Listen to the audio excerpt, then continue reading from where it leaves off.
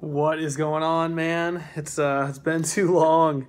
I literally watched your video like I think a week ago, maybe longer, and I just wrote like an entire 2-page like all my notes. So I'm trying to like look through this and remember what you were saying. I love the long video though, man. I love like going into these broad subjects we're going into and stuff. It's super cool. It's nice to like, get to know you personally and like, beyond training and stuff, especially since we've been together for almost 2 years. I think it's super cool. Just as I'm thinking about it now, do you think Calgary Barbell, like you and Bryce, would ever make it to America, the States here? I think that'd be super cool to like be able to meet you in person.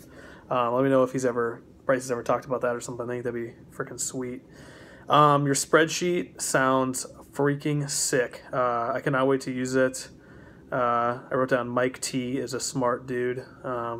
The recovery tracker sounds amazing. Like, I think I've heard Mike T use a similar recovery tracker, maybe. I swear I've heard that in a video before.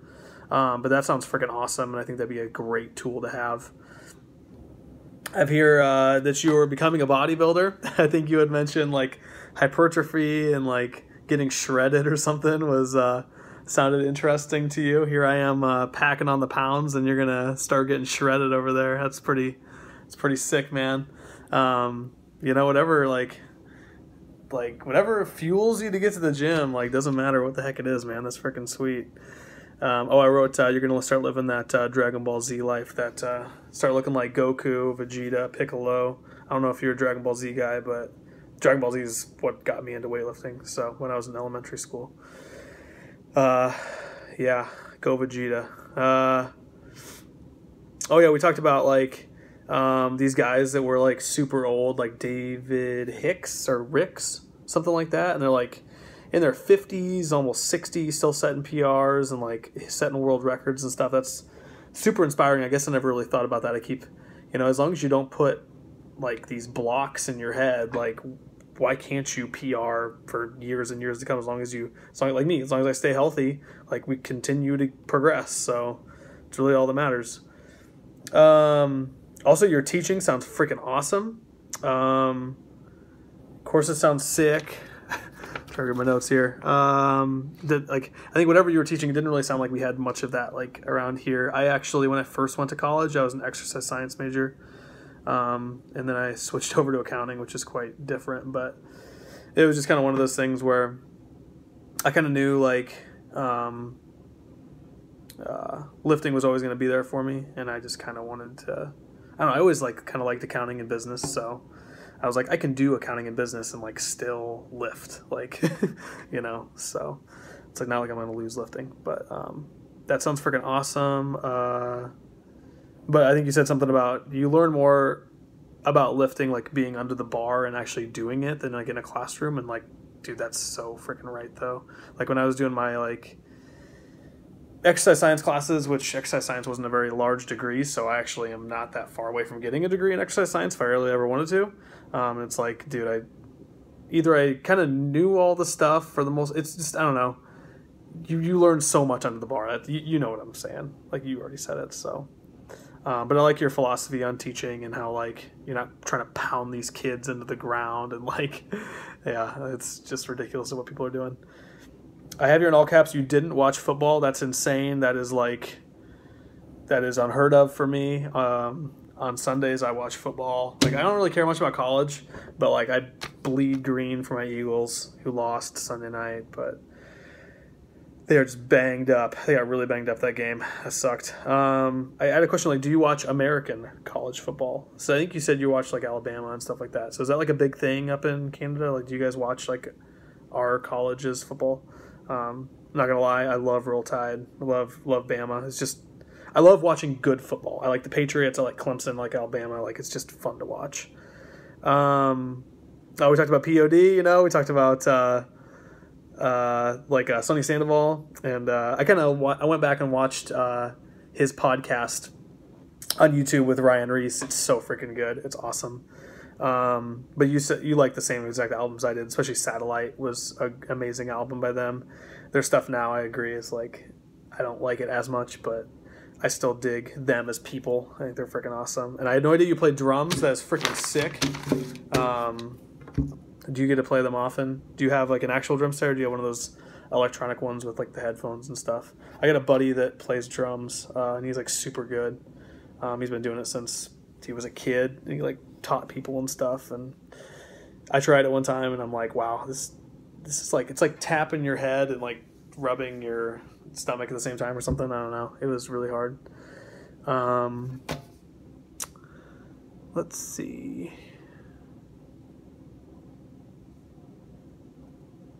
Oh, and you mentioned your brother, Harvest Church or something. I swear, like, I know there's like a harvest. I wonder if it's the same thing. There's like a harvest fest or something, or a big harvest thing in like California and stuff.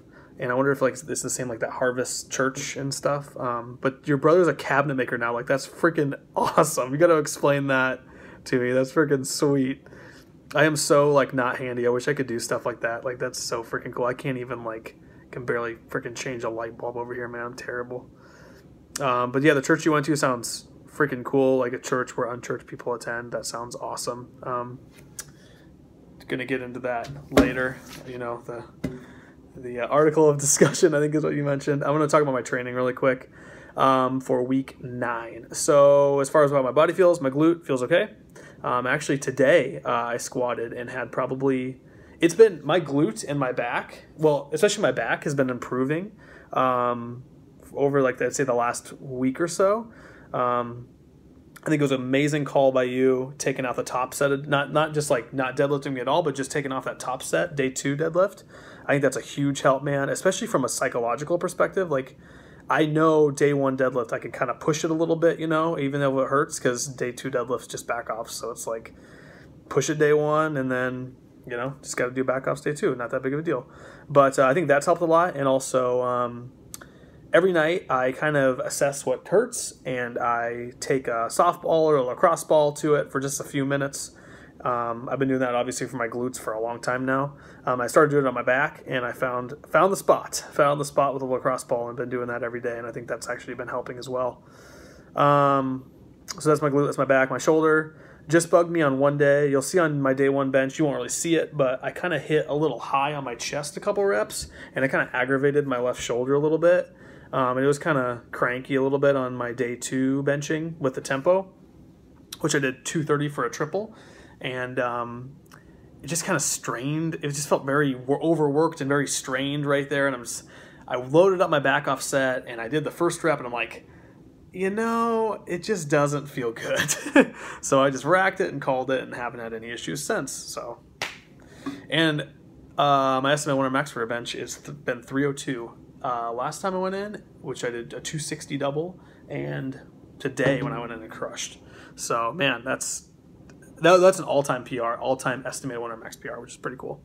Anyways, I hit 350 by 4 squat, a little high again. So day 2 squat and today, I think I buried them. Like I don't think there's any doubt on my day 2 squat of last week and my day 1 of this week, which is good. 240 by 4 bench on that day was easy. 485 by 4 deadlift on day 1, fast. It's fast.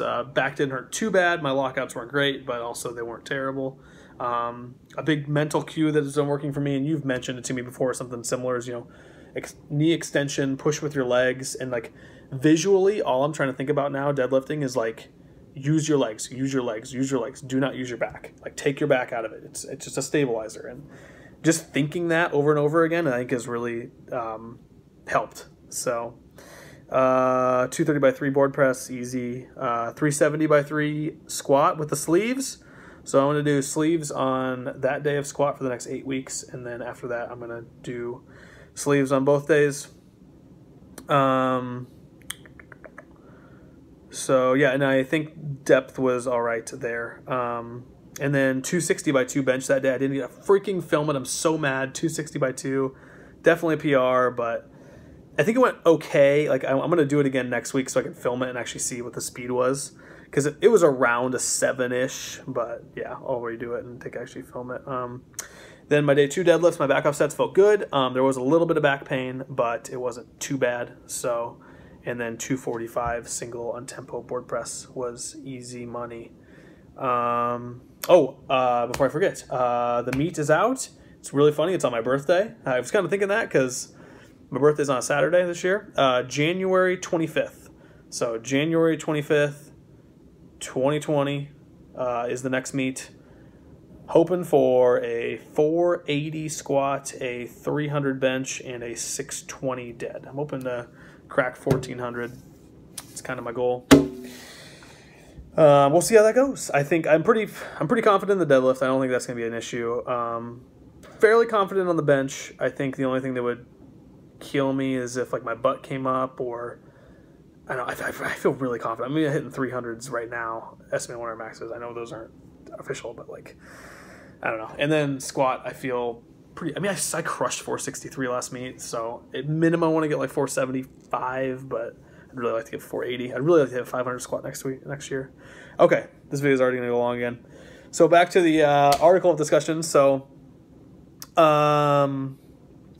dude, I totally like understand where you're coming from with like these mega churches and like these pastors that are making $250,000 a year, and like you mentioned like cheap grace and stuff, and like, dude, I totally get all of that. I get like the frustration there. The book you recommended called The Cost of Discipleship sounds really, really good. I think I'm going to get that. Right now I'm reading a book called With My Eyes Wide Open by Brian Welch, who's head from Korn. He's in with the Whosoevers with Ryan Reese and Sonny Sandoval, and it's on his journey back to Korn. He went back, and now he kind of like, does concerts and stuff, and then afterwards he talks like kind of just spreads the gospel and preaches, and seems like a super genuinely nice guy. A similar book to Cost of Discipleship I thought was like Francis Chan. I don't know if you ever heard of him, but he is very intense. He has a book called Crazy Love, and people just dedicate their lives to discipleship. Also, your dad sounds freaking awesome, like a give the shirt off your back type of guy. That dude sounds amazing. You gotta tell me about your brother and the cabinet making. But yeah, man, like it sounds, so you dated a Mormon girl and like you questioned a lot of her things, and you had an atheist friend that was like poking you and kind of questioning everything too. And I guess, and you've been reading a lot of books and all that stuff. And so I guess like my question is like, so it sounded like you had a lot of questions that were like just went unanswered. And I just wonder if you found answers to those questions over your journey over the last few years, or if you think you're going to find answers, or, I mean, like from my perspective, and obviously I'm just a stupid human, like, I don't think we're supposed to know all the answers, I guess. Like, I don't think we're supposed to know. I mean, I think there's just, I don't know why, like, there's heaven and why we have to have hell, why can't we just have a punish? Why does hell have to be eternal? Like, why? Like, there's a lot of questions that I like.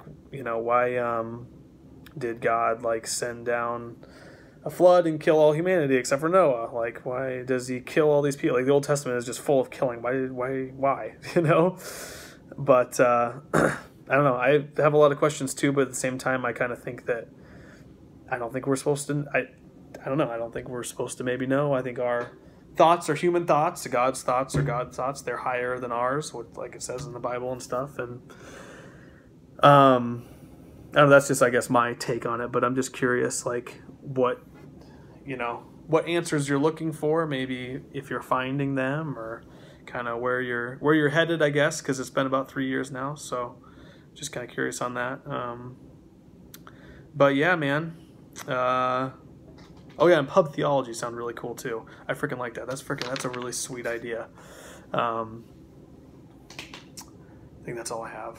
I don't know. We could go on for forever. This video is long as well. Jeez. Sorry, man. Okay, January 25th. We have a long ways to go. A lot of things can happen. A lot of injuries can happen. A lot of PRs can be set. Hopefully the latter. So anyways, man, hope you have a good one, and I will talk to you soon.